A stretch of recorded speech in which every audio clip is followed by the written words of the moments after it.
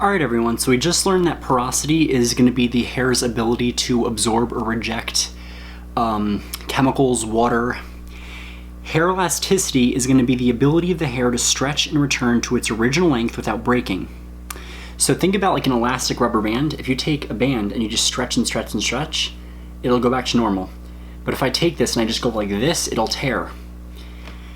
Hair elasticity is important because when you're shampooing hair or conditioning hair, you're changing that a little bit, especially with the conditioner. You do not want hair that is so elastic it's going to stretch and break because it will melt off.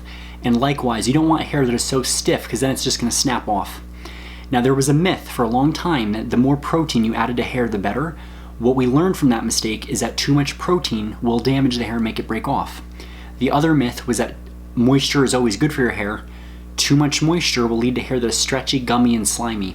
What you need is a balance of protein and moisture to keep the hair stable, strong, and healthy. When hair has a high porosity, it might also have very high elasticity. So if you think of hair that has been over bleached and you put that toner on and it turns gunmetal gray or like a violet color and it feels kind of mushy and slimy, that's a sign that the hair is over processed. If you're feeling the hair and it just stretches and stretches and it feels rough, then you have fried hair. You may even see pictures on Instagram of the ends of hair that are frayed and fried. That's hair that has a high porosity and a very high elasticity. So that's why it's important to kind of know, like, you know, what you're dealing with, because they go hand in hand. If you've seen my old videos where I had my balayage and ombre, I would have a high porosity on the last 2 inches of my hair, where it was a lot lighter and the color would fall out quickly. Because when you think about porosity as it relates to hair color will make a temporary color permanent and a permanent color temporary.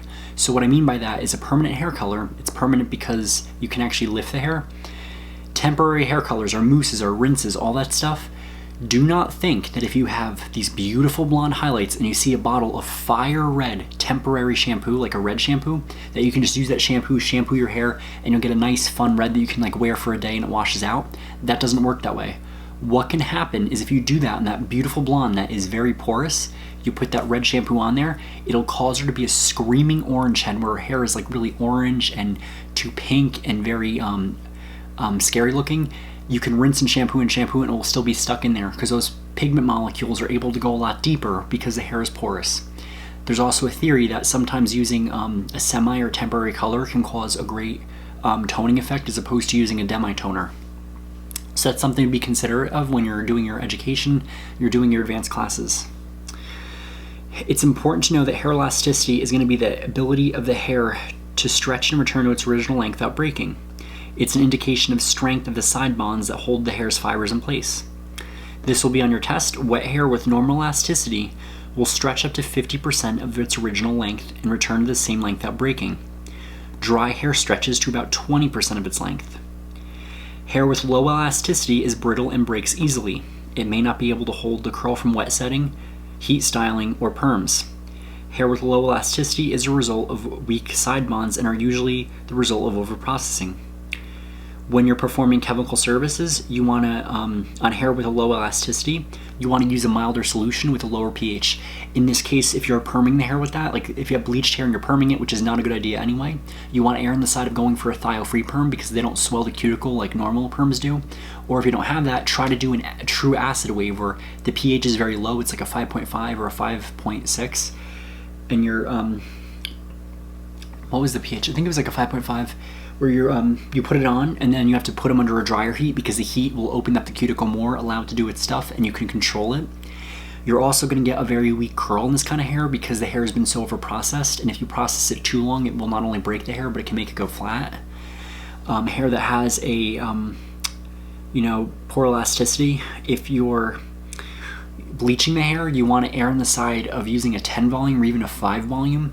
Anytime I bleach hair, I usually just go to 20 volume. It works just fine. You don't have to use a strong developer.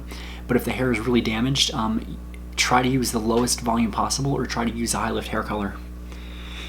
You want to check elasticity on wet hair by taking strands from the front of the hairline, temple, crown, and nape, and just pulling them, see how long it can stretch, and then return. When you start to see the hair not returning, that's your point. If you pull the hair and it snaps right off or just gums right off, that's usually a wind scared me. a sign that you have hair that is at risk for breaking. Knowing this during your assessment will help you determine what you can and can't do. And if you notice that you're feeling their hair and it's coming out, show them and explain like, hey, I can't bleach your hair because it's already falling out.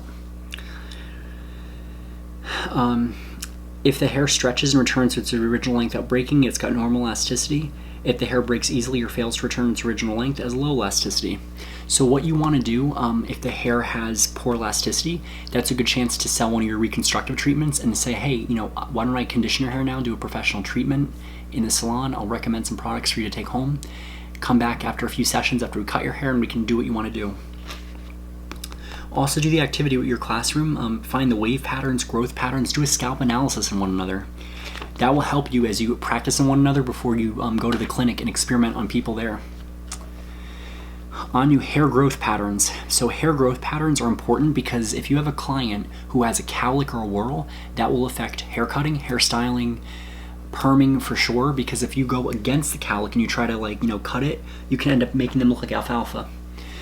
Likewise, when you're coloring it, you have to be mindful of where you're putting your foils, because if you bleach and they have a cowlick and it expands, it can look like they have raccoon stripes.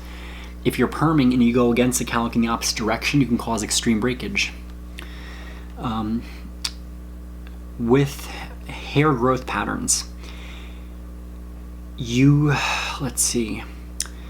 hair follicles that grow out of the head at a perpendicular, which is a 90-degree angle, which means like this or like that, will cause one of the following growth patterns to result. A hair stream is the hair flowing in the same direction, resulting from follicles sloping in the same direction. Two streams flowing in opposite directions from the head form a natural part in the hair. So a hair stream would be like this right here, so this grows this way, this grows that way. That's my natural part. We all have this, a hair stream. Some people's parts may have a slight zigzag to them. My part is different in the back. That will affect how you section the hair too.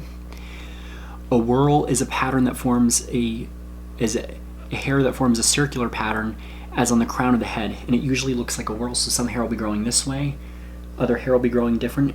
When it's a whorl, you have to be very careful how you place your foils around it. If you're doing perm-ons, you have to do it in a circle. A cowlick is a tuft of hair that stands straight up. Cowlicks are usually more noticeable at the front of the hairline, but they may be located anywhere in the head. You might see them up here, you might see them in the back. Some people might have a widow's peak, which is a little bit different. When you're styling hair, it's a pain in the butt on how you get your foil in there, how you style around it. So what some people are doing is they're actually using either laser treatments or threading, and they're pushing their hairline back to get a perfect straight one. That's a personal decision and it has some risks. You also want to know that cowlicks, there's some rumors out there that you can train the cowlick. I don't know too much on that, and I can't speak to any of that if it's true or not. But if you have any advice on that, please comment down below and let me know. Lastly, dry hair and scalp. They can be caused by inactive sebaceous glands. They are conditions that can be aggravated by excessive shampooing, dry climate, and also if your shampoo is very caustic and very strong, very alkaline, that can also exacerbate a dry hair and scalp and make it appear like you have dandruff. It can make your scalp sore. It can make the hair dry and brittle. You want to also make sure you're using professional salon products that have an acidic pH, because when you keep that hair in that nice acidic pH, in that happy zone, the hair will respond better. Lack of natural oils leads hair that has a dull, dry appearance and they look lifeless. They should be treated with products that contains emollients and moisturizers, and I would even say humectants that add the moisture back in. People with dry hair and scalp should avoid frequent shampooing, along with strong soaps, detergents, and products with a high alcohol content, because the products could aggravate existing conditions. Dry hair should not be confused with overly porous hair that has been damaged by thermal styling, chemical services, or environmental conditions. This is something that can get really tricky, because technically you can have a client that is overcoloring her hair, then she may have a dry scalp and dry hair. Well, her hair is obviously being caused by the chemicals, but if you look at the scalp and you notice that it's kind of dry and it feels dry, and then she's complaining about it itching a lot, that's usually a sign that this is what you're dealing with. But if you have someone that has never colored their hair, maybe she's a little bit more older, he or she is older, and they're complaining that it itches a lot, that their hair feels very brittle, that's usually a sign that they have dry scalp. That also comes with age, because as we get older, our bodies age, so you want to find an age line. I know a lot of products have like a revitalizing line. It's good for aged scalp, aged hair. And do a deep conditioner, I would say once every week or as needed. Sometimes if they wash their hair frequently, I'd say wash their hair every other day, or tell them that. Use a deep conditioner once a week with a cap, let it sit on for 10-15 minutes, rinse on cool to keep it in there, and then just put a conditioner on the ends. You'll see a lot of people not want to use conditioner and they complain their hair is dry and brittle. Oily hair and scalp, on the other hand, oily hair and scalp are characterized by greasy buildup on the scalp and an oily coating on the hair that are caused by improper shampooing or overactive sebaceous glands. Oily hair and scalp can be treated with properly washing with a normalizing shampoo, eating a well-balanced diet, exercise, regular shampooing, and good hygiene. You also want to avoid telling them to use a very strong cleansing shampoo, like a clarifying shampoo, because what that can cause is, if they do it too frequently, it can cause the oil to be produced more, because then you're overstripping. So you want to find the balance. Do a special cleansing treatment in a salon. And one thing that I want to bring up is that there's a really good product that I love, and I'm not trying to sell any of you on this, but it's Malibu C. This is something I believe that every salon should have, or something like it, which is called the chelator. So you do this 4 times a year, you do a special treatment on them, explain the purpose of it. It's going to remove mineral buildup, because a lot of times the scalp that's dry can actually have a lot of minerals on it, and that will interact with your hair coloring processes. It can cause a bad reaction, a bad color. When the hair is has a buildup on it, it can make the hair feel dry because it's blocking the hair from accepting the conditioners, the moisturizers. And when you're able to do this special service, you can educate your client and it keeps them coming back, because healthy hair equals happy clients. When you learn about the structure of hair, how to keep it healthy, you will understand the services that you are providing, so you can help yourself first and then you can help others. And then this will lead to consistent results with your services. So once you take classes, I always tell you guys, read this chapter over again, because you have to do the reading, do the anatomy exercises on Cengage, watch YouTube videos, do continuing education. They now do classes from Coastline Enterprise where you can do at home at your computer, hair analysis. Even as I've been in the industry for about 10 years now, since I was in high school, just doing hair, practicing with color, all that kinds of stuff. I still do classes for beginners. Don't think that if you've been in the industry for 3, 4 years, 5 years, even 40 years, that you know it all. You don't. There's always new information. This anatomy is always being studied again, looked at differently. We're learning new things. We now have products that are less damaging but can do the good results. It's really important stuff. And make sure you try to find a copy of Hair Structure and Chemistry Simplified. I think a book like this should be modernized and made available to everyone, so you can understand and make informed choices about what you're doing to your hair and what you want done. Know too that if they do offer classes, it's something you want to take, where you can learn how to use the hair microscope, scan the scalp, and figure out what's going on there. I also want to add a few extra points in here. One of them is on a really cool thing you should research. Look up the scalp therapy treatments. It's like a scalp facial. There's 2 of them. One of them is a hair detox, where they steam your hair with the scalp steamer. It drains all the oil out, and then you shampoo the oil away. The hair looks and feels healthier.